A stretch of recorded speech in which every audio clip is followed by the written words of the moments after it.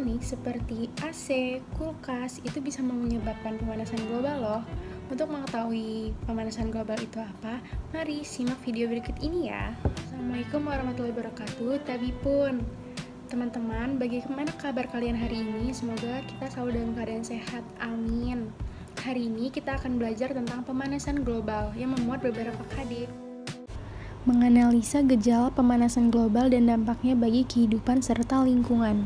Mengajukan ide atau gagasan penyelesaian masalah pemanasan global sehubungan dengan gejala dan dampaknya bagi kehidupan serta lingkungan. Sebelum memulai pembelajaran, lebih baik kita membaca doa terlebih dahulu. Berdoa mulai. Berdoa selesai. Pemanasan global atau yang dalam bahasa Inggrisnya disebut global warming adalah suatu proses meningkatnya suhu rata-rata atmosfer, laut, dan daratan bumi yang disebabkan oleh meningkatnya jumlah emisi gas rumah kaca di atmosfer. Asosiasi Energi Matahari New Mexico, Amerika Serikat, pemanasan global adalah meningkatnya suhu atau temperatur rata-rata di permukaan bumi sebagai dampak dari efek rumah kaca. Efek rumah kaca tersebut merupakan peristiwa terperangkapnya panas di bumi karena terhalang oleh gas emisi seperti karbon dioksida di atmosfer. Penyebab pemanasan global yang pertama adalah efek rumah kaca. Efek rumah kaca adalah pemanasan permukaan bumi dan udara di atas permukaan bumi. Yang tergolong contoh gas rumah kaca adalah karbon dioksida CO2, metana CH4, nitrogen oksida NO, klorofluorokarbon CFC, hidrofluorokarbon HFC, perfluorokarbon PFC, sulfur heksafluoro SF6. Mekanisme efek rumah kaca. Panas matahari masuk ke lapisan atmosfer bumi, kemudian akan masuk hingga sampai ke permukaan bumi. Kemudian dipantulkan kembali ke lapisan atmosfer dan sebagian akan keluar dari atmosfer dan sebagian lagi tertahan sehingga akan dipantulkan kembali ke permukaan bumi dan seterusnya. Artinya, bagian panas matahari terperangkap di lapisan udara dan permukaan bumi. Mekanisme efek rumah kaca inilah yang memungkinkan untuk bumi kita tetap hangat. Tahukah kalian jika tidak ada efek rumah kaca, maka suhu di bumi akan mencapai min 18 derajat Celcius. Pemanasan global yang kedua adalah aktivitas manusia. Contohnya seperti pembusukan sampah organik. Sampah organik biasanya berasal dari daun-daunan, sayur-sayuran, buah-buahan, dan sisa-sisa makanan. Semua itu dapat terurai secara aerob ataupun anaerob oleh mikroorganisme. Dan semua itu dari proses itu menghasilkan gas rumah kaca yang menyebabkan pemanasan global. Selanjutnya, penggunaan alat transportasi. Dilihat dari gambar ini, alat transportasi ini menghasilkan gas yang berbahaya seperti karbon monoksida CO, nitrogen oksida NO, dan belerang oksida SO.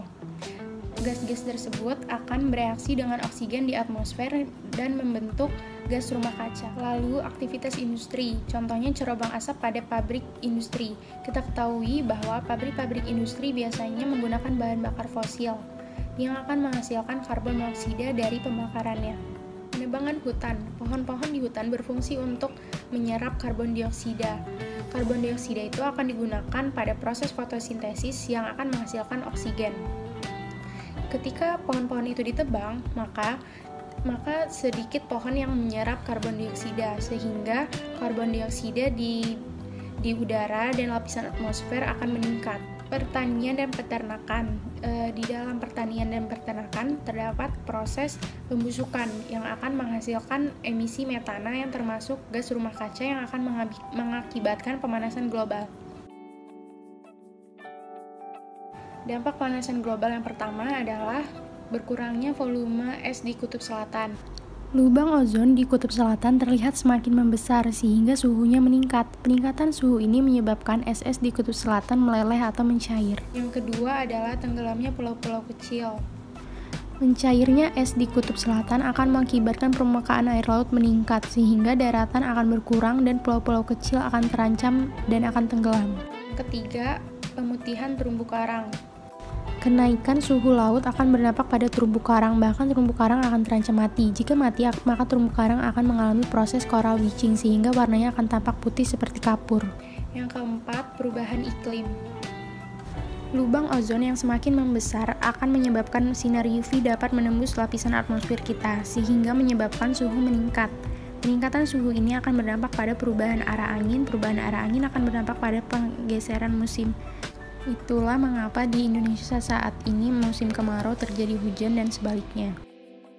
Cara penanggulangannya: pertama, melakukan reboisasi; kedua, mengurangi penggunaan kendaraan pribadi; ketiga, menghemat penggunaan energi; empat, meminimalisasi penggunaan plastik; lima, gunakan produk ramah lingkungan; dan yang terakhir adalah jalankan pola hidup sehat dan hemat. Untuk melatih kemampuan teman-teman, mari kita menjawab contoh soal berikut ini secara bersama-sama. Tanaman dapat mengikat CO2 di udara dan membebaskan O2 dengan adanya penghijauan, maka CO2 akan berkurang. Efek rumah kaca mengakibatkan kadar CO2 yang meningkat dan mengakibatkan kadar suhu permukaan bumi naik. Agar teman-teman lebih paham, coba kerjakan latihan soal berikut ini.